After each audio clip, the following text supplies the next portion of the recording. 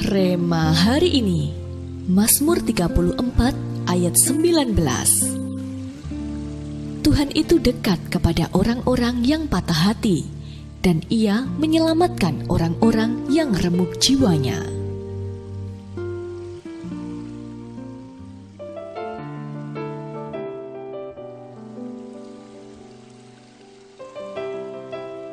Seorang sahabat adalah seseorang yang dengannya kita berbagi cerita, impian, bahkan rahasia.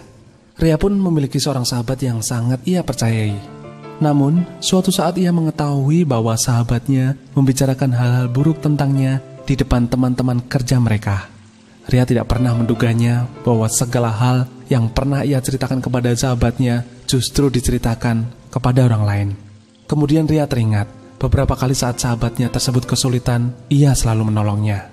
Hati Ria menjadi panas dan ia memutuskan tidak akan pernah memaafkannya.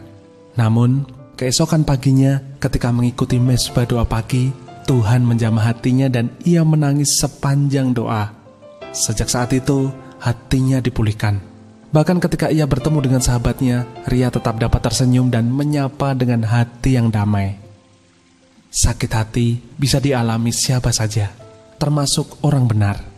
Sekalipun kita sudah berusaha hidup benar, melakukan hal positif bagi banyak orang, berusaha selalu melakukan kebenaran firman Tuhan, tetap saja ada kemungkinan orang lain melakukan sesuatu yang menyakiti hati kita. Daud adalah salah satu orang yang disebut Tuhan sebagai orang benar, dipuji sebagai orang yang berkenan di matanya.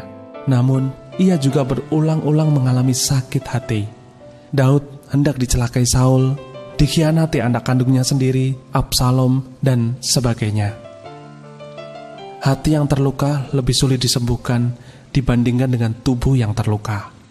Bahkan kebanyakan orang tidak menyadari bahwa dirinya mengalami luka dalam hatinya. Seringkali kita merasa sendiri, terpuruk, dan larut dalam hati yang pahit.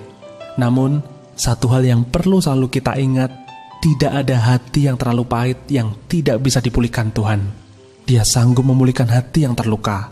Jika saat ini sebagian dari kita merasa bahwa tidak ada yang bisa memahami hati kita yang sedang hancur, percayalah bahwa Tuhan sanggup memulihkan hati kita. Berserah dan mendekat pada Sang Penyembuh segalanya.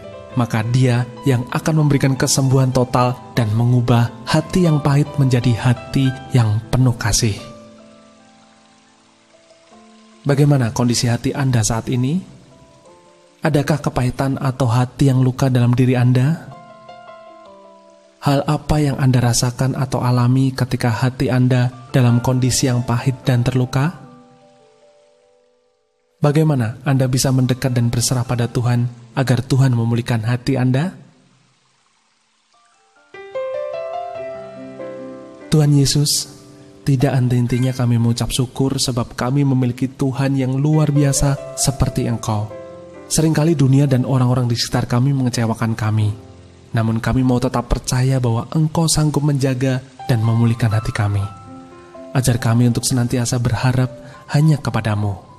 Terima kasih Tuhan, di dalam nama Tuhan Yesus kami berdoa. Amin.